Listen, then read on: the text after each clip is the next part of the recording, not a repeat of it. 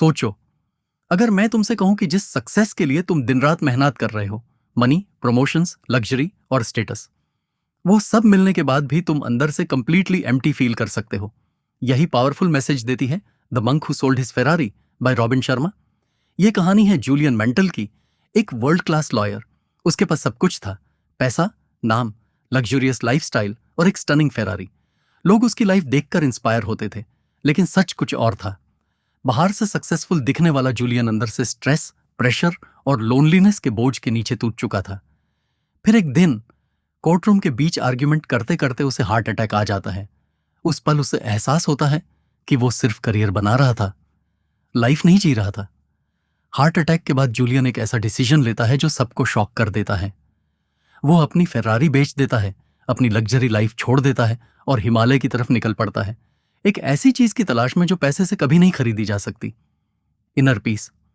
वहां उसकी मुलाकात कुछ ज्ञानी मंक से होती है जो उसे लाइफ के ऐसे प्रिंसिपल्स सिखाते हैं जो आज भी उतने ही रेलेवेंट हैं। पहला लेसन, मास्टर योर माइंड।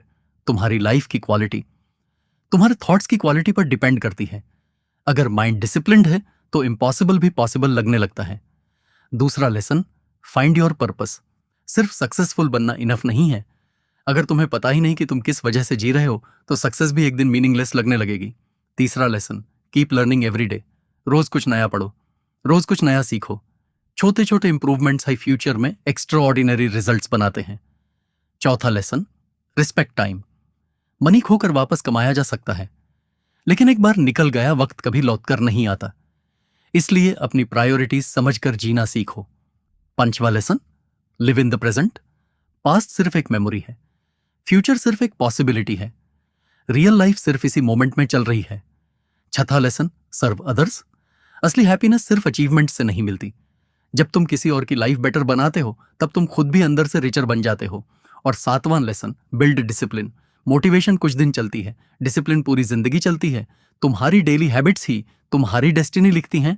इस बुक में फेरारी सिर्फ एक कार नहीं है, वो सिंबल है हमारी endless race for money, status और एक्सटर्नल सक्सेस का।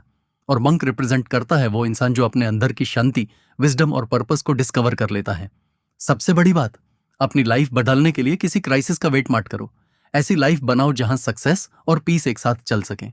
याद रखो, सबसे अमीर इंसान वह नहीं होता जिसके पास सबसे ज्यादा होता है, बल्कि वह होता है जिसे सबसे कम चीजों की जरूरत होती है।